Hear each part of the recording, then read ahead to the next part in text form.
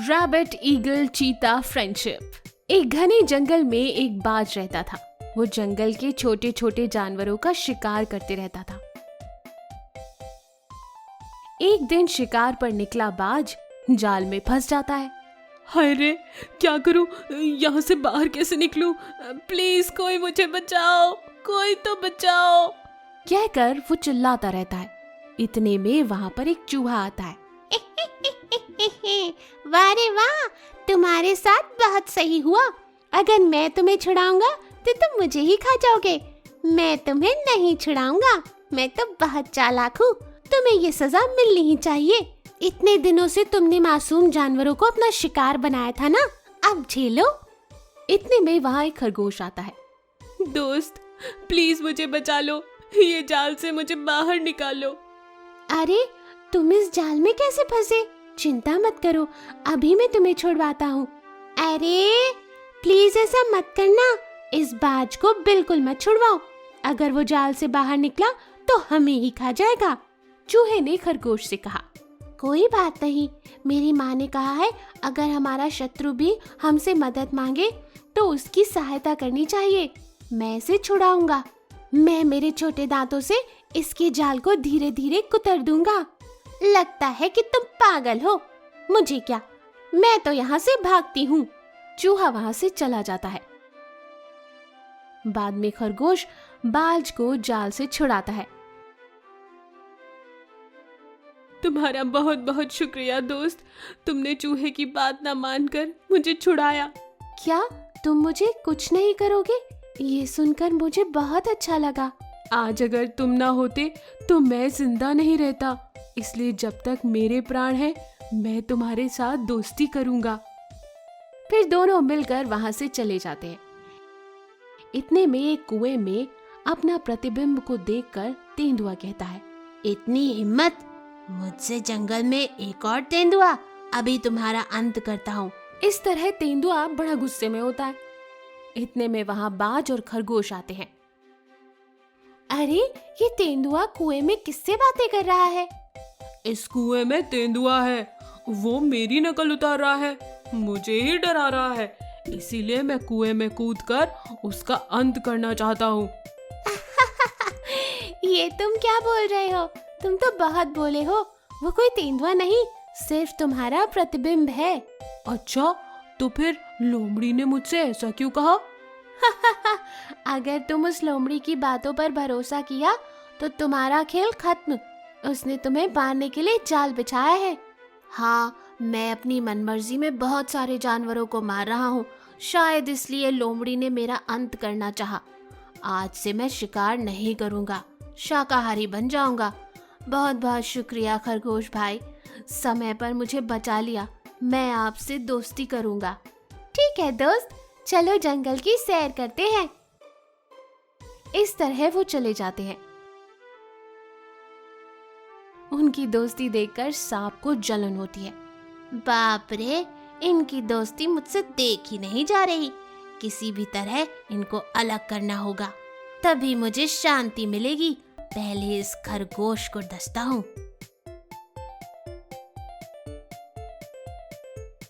इतना सोचकर खरगोश को सांप डसने ही वाला था कि इतने में बाज आकर सांप को उठाकर कुएं में डाल देता है।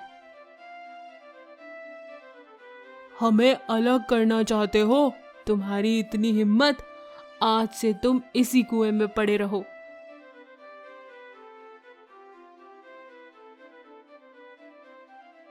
कहकर वो वहां से खरगोश के पास जाता है।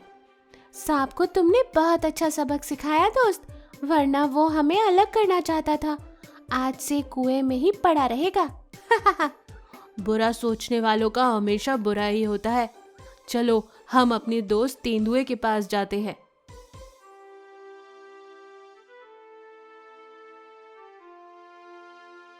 फिर जाकर देखा तो एक बड़े से जाल में तेंदुआ फंसा था। अरे, ये क्या हुआ? इतने बड़े जाल से तुम कैसे छुटकारा दिलाऊं मैं? मैं अभी जाकर चूहे को लेकर आता हूँ, बाज ने कहा। फिर बाज जाकर चूहे को लेकर आया। हाय रे, उस खरगोश की बात नहीं मानी, आज ये मेरे प्राण ही ले लेगा। प्लीज मुझे छोड़ दो। डरो मत दोस्त, तुम्हें मैं कुछ नहीं करूँगा। हमारे दोस्त तेंदुए को तुम्हारी ज़रूरत है, उसे जाल से छुड़वा दो। जाल से छुड़वा दूं? तो मुझे क्या दोगे? तो तुम मुझे छोड़ दोगे ना? हाँ हाँ, मैं तुम्हें छोड़ दूंगा। चूहा तेंदुए को जाल से बाहर निकाल लेता है। तुम्हारा बहुत बहुत शुक्रिया दोस्त, मैं जीवन भर तुम्हारा आभारी रहूंगा। अच्छा, आप लोग अच्छे दोस्त बन गए हैं, बहुत खुशी हुई। आज से मैं भी आप लोगों के साथ ही रहूंगा। ठीक है दोस्त, हम सब मिलजुल कर एक दूसरे का साथ निभाएंगे, क्योंकि इस दुनिया में सबसे प्यारी दोस्ती है। दोस्ती से बढ़कर कुछ नहीं। फिर सब वहाँ से चले जाते हैं और खुशी खुशी मिलजुल कर अपना जीवन बिताते हैं। सीख यही है कि सच्ची दोस्ती जीवन भर साथ रहती है। ये कहानी अच्छी लगी तो इसे लाइक कीजिए।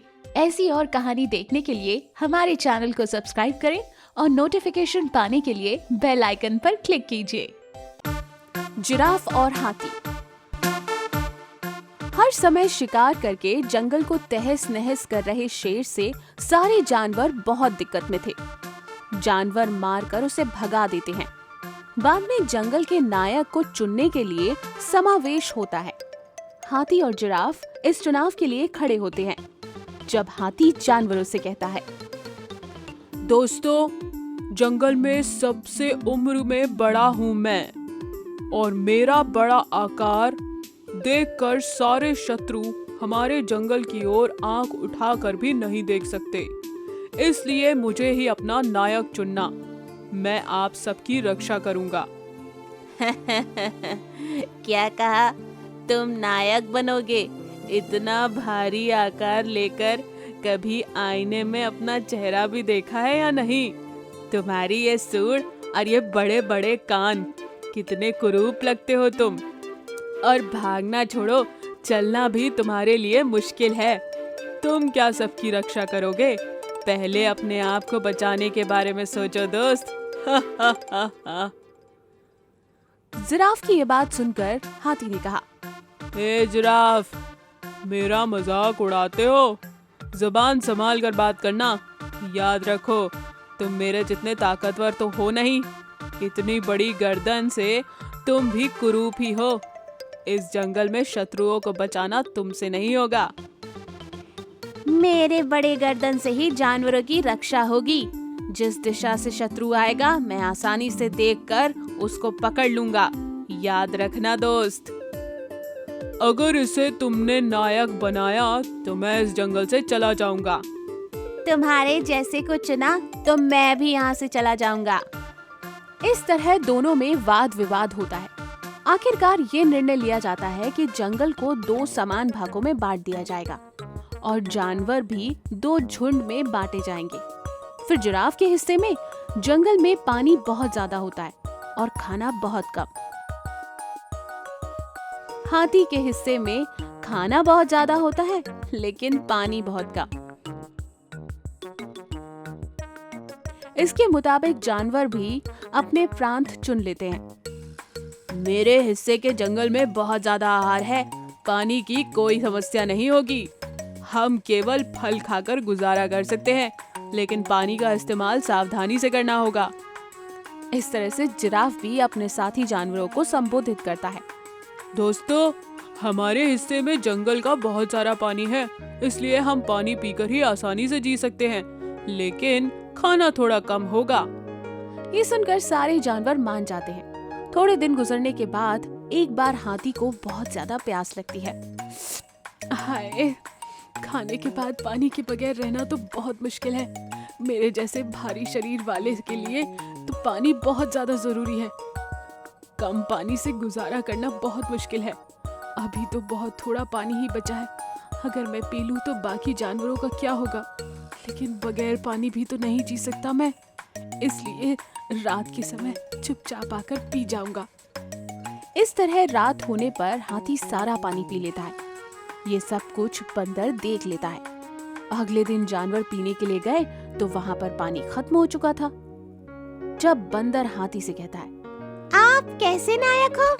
केवल अपने प्राण बचाने के लिए सारा पानी पी गए। मुझे माफ कर दो दोस्तों, हमारी जिद पूरी करने के लिए हमने आपको ही धोखा दे दिया। आज ही हमारे दोस्तों से मैं बात करूंगा और फिर से सब मिलजुल कर रहेंगे। और दूसरी ओर आहार के बिना जिराफ की भी हालत काफी बिगड़ चुकी थी। हाय रे, कितने दिन हो गए पानी पीकर जी सकूं। मैं कितने और दिन पानी पीकर जी सकता हूँ और भूखा भी नहीं रह सकता। अब तो आज रात बचा कुछ आहार खा लेता हूँ, बाकी के बारे में कल सोचूंगा, वरना मेरे प्राण चले जाएंगे। इस तरह रात के समय जिराफ अपनी बड़ी गर्दन से सारा आहार खा लेता है। हिरण ये सब कुछ देख लेता है। आप जैसे स्वार्थी नायक मैंने आज तक नहीं देखा। सारा आहार खा लिया आपने, अब बाकी जानवरों को क्या होगा? मुझे माफ कर दो दोस्त, हम लोग अलग होने के कारण ही इन सब परिस्थितियों को झेल रहे हैं। आज से हम लोग मिलजुल कर रहेंगे। अभी अपने दोस्त से जाकर बात करता हूँ मैं। इस तरह हाथी और जिराफ दोनों ने झुंड को एक जगह मिलने को कहा। दोस्तों, हम बिछड़कर काफी कष्ट झेल रहे हैं, इसलिए आज से हम मिलजुल कर रहेंगे। मैं मेरे दोस्त की बातों को मान रहा हूँ। हम सब मिलजुल कर ही रहेंगे और सुख और दुख सब साथ में बांट लेंगे। ये सुनकर सारे जानवर बहुत खुश होते हैं और खुशी से अपना जीवन बिताते हैं। ये कहानी अच्छी लगी तो इसे लाइक कीजिए। ऐसी और कहानी देखने के लिए हमारे चैनल को सब्सक्राइब करें और नोटिफिकेशन पाने के लिए बेल आइकन पर क्लिक कीजिए।